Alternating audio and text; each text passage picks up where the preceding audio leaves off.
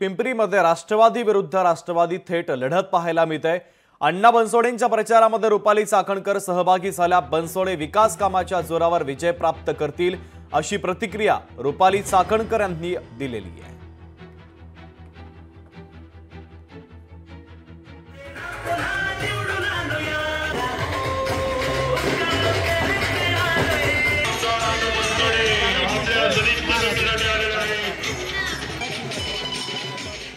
हा सामना राष्ट्रवादी विरुद्ध राष्ट्रवादी नाही, हा आदरणीय दादांनी केलेल्या कामाच्या माध्यमातून विकास कामांच्या सोबत जनता येणार आहे।